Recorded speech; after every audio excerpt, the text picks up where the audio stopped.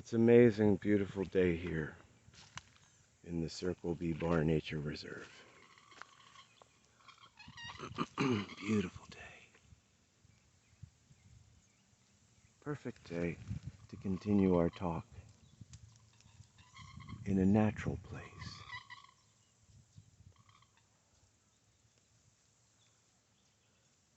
The one thing about humans that's amazing is we can tell a story.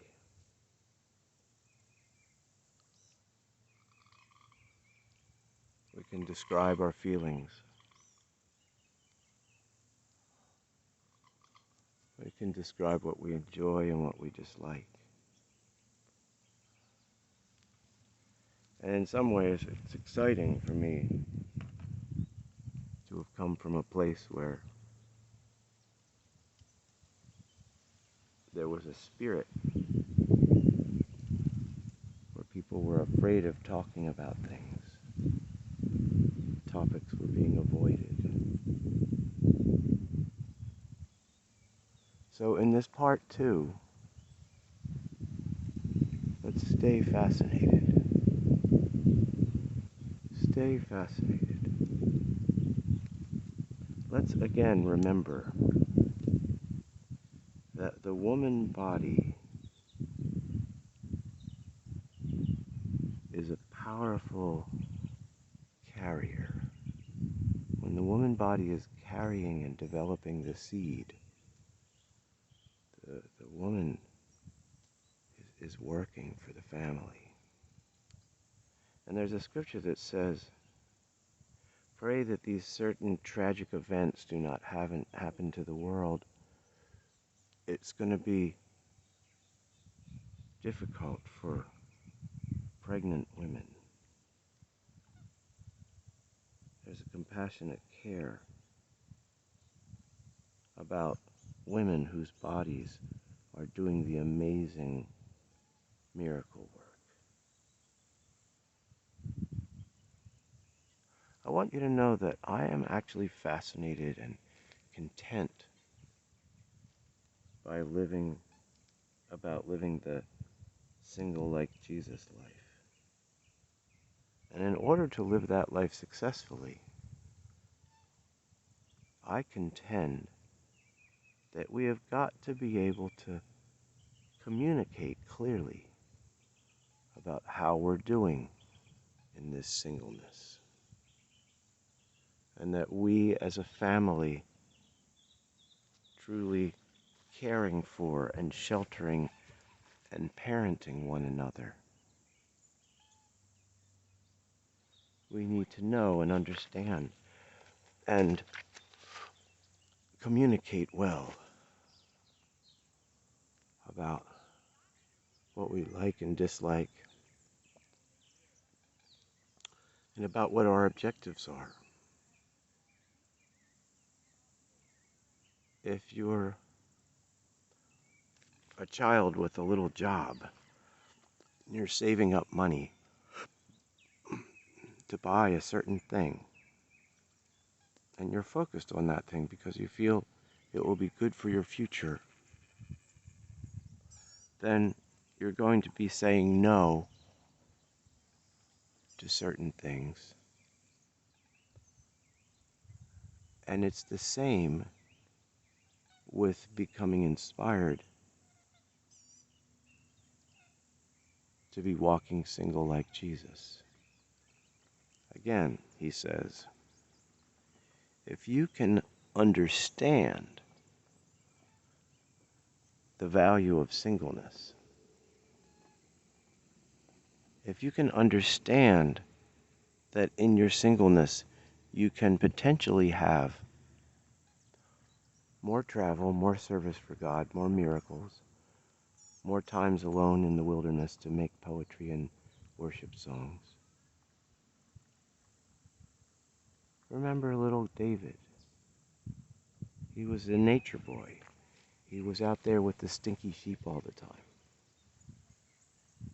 They talk about how a shepherd does not have table manners because they actually have to be out there with the sheep all the time and they get to know all their little characteristics, and they have to keep an eye on them. The crazy ones that run around, the ones that get in trouble. And a shepherd is also a person who is in nature and can possibly flow with lots of songs and poetry. How many psalms did David write? How many psalms did Solomon write? Thousands. Remember Charles Wesley. Charles Wesley is actually one of the greatest singer-songwriters that ever lived, because churches all over the world are still singing like 500 of his songs. And Charles Wesley was a married man. But if you're thinking about how singleness like Jesus has a value, then as it's written, you count the cost and you figure out how you're going to survive in that singleness, since you were designed to enjoy a marriage bed. In my life, in many atmospheres of intimacy, there was very little communication or explanation about arousal and what feels good and stuff like that. There was very little communication. It was more of a silent expression. But here in part 2, let's consider this. If the family together, I'm talking about the family, if the family together cares about the woman body, if the family together wants to think about the planning of a family, or even having less children so that we can shelter more children that are thrown out, forgotten, without parents. If we are actually trying to do more of the singleness like Jesus kind of work,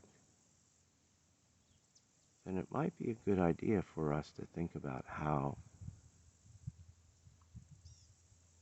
to reduce the children in conception. So in my life, I have this funny timeline. When I was about 5 or 6 years old, I was introduced to arousal cheerfully in a group of friends. And it was very nice, and it was very kind, and it was a happy discovery, but of course it was a secret. And it's important to remember that people can live almost a lifetime with a connection with arousal that's more connected with the naughty, like the secret. Oh boy, we're gonna have some secret excitement. And some of the excitement can be just because you're fooling around with a semi-forbidden thing. And when you meditate on that,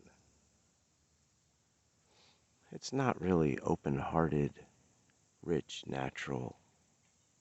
It's more like sneaky play. So imagine your children growing up with having the concept of sharing pleasure and intimacy as this sneaky thing, rather than a rich, natural thing. So, when I was young, I discovered the arousal. It was a secret thing that I enjoyed with various precious friends. But then, when I was 36 years old, I was introduced to this idea of becoming aroused, but then gently stopping, and then becoming aroused again and gently stopping. And I really did find that place where I could say no to myself. And it was actually partly for the purpose of giving a longer time of pleasure to my woman friend body. We are Havira, we are a group of friends learning how to be comfortable and best with one another. So when I learned how to be aroused and get quiet, be aroused and get quiet, be aroused and get quiet, the sharing of intimacy really became much, much better and more close and more expressive and more open-hearted, because we were not rushing towards this moment of release and pleasure. We were just enjoying the ride, enjoying the process. And it was a breakthrough education for me. So, picture this. In the 2 years of having the newlywed tent, one of the things that the man and woman are doing are actually training their bodies in a lovely way. What if the woman in the Hebrew tradition were encouraged not to stimulate ourselves, but rather to let our counterpart person, our spouse, touch and arouse us? That's what you're designed for. It's a symbiotic, interactive sharing and caring. So what if the woman sits with the marvelous man and they talk and they enjoy, and she stimulates him, but then they together help him be still and not release? And then you do that again, as in the little training that I was taking. You do it 3 times, or you do it 9 times. It says up to 36 times in little 3s in a row. 3, you stop 3 times, you stop 6 times, you stop 9 times. And it's interesting because the man all of a sudden begins to enjoy just the feeling of arousal, and he's not heading towards the moment of release. And he actually becomes the birth control agent. Now, yes.